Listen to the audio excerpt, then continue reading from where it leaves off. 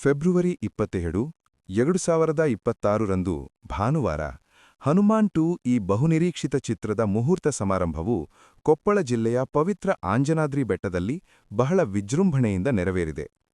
ಆಂಜನಾದ್ರಿ ಬೆಟ್ಟವನ್ನು ಭಗವಾನ್ ಹನುಮಂತನ ಜನ್ಮಸ್ಥಳ ಎಂದು ನಂಬಲಾಗುವುದರಿಂದ ಚಿತ್ರತಂಡವು ಆಧ್ಯಾತ್ಮಿಕ ಹಿನ್ನೆಲೆಯಲ್ಲಿ ಈ ಸ್ಥಳವನ್ನೇ ಮುಹೂರ್ತಕ್ಕಾಗಿ ಆರಿಸಿಕೊಂಡಿತು.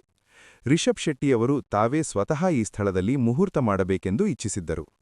ನಟ ರಿಷಬ್ ಶೆಟ್ಟಿ ಮತ್ತು ಅವರ ಪತ್ನಿ ಪ್ರಗತಿ ಶೆಟ್ಟಿ, ನಿರ್ದೇಶಕ ಪ್ರಶಾಂತ್ ವರ್ಮಾ ಮತ್ತು ಹನುಮಾನ್ ಖ್ಯಾತಿಯ ನಟ ತೇಜಾ ಸಜ್ ಈ ಕಾರ್ಯಕ್ರಮದಲ್ಲಿ ಭಾಗವಹಿಸಿದ್ದರು. ಟಿ ಸೀರೀಸ್ನ ಭೂಷಣ್ ಕುಮಾರ್ ಅವರು ಕ್ಲಾಪ್ ಮಾಡುವ ಮೂಲಕ ಚಿತ್ರಕ್ಕೆ ಅಧಿಕೃತ ಚಾಲನೆ ನೀಡಿದರು. ಈ ಚಿತ್ರದಲ್ಲಿ ರಿಷಬ್ ಶೆಟ್ಟಿಯವರು ಸಾಕ್ಷಾತ್ ಹನುಮಂತನ ಪಾತ್ರದಲ್ಲಿ ಕಾಣಿಸಿಕೊಳ್ಳುತ್ತಿದ್ದಾರೆ. ಇದು ಮೈತ್ರಿ ಮೂವಿ ಮೇಕರ್ಸ್ ಮತ್ತು ಟಿ ಸೀರೀಸ್ ಸಹಯೋಗದಲ್ಲಿ ಮೂಡಿಬರುತ್ತಿರುವ ದೊಡ್ಡ ಮಟ್ಟದ ಪ್ಯಾನ್ ಇಂಡಿಯಾ ಸಿನಿಮಾ.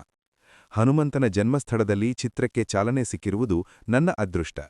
ಈ ಪಾತ್ರವನ್ನು ನಿರ್ವಹಿಸುವುದು ಭಗವಂತನಿಗೆ ಮಾಡುವ ಸೇವೆ ಎಂದು ನಾನು ಭಾವಿಸುತ್ತೇನೆ ಎಂದು ರಿಷಬ್ ಈ ಸಂದರ್ಭದಲ್ಲಿ ತಿಳಿಸಿದ್ದಾರೆ.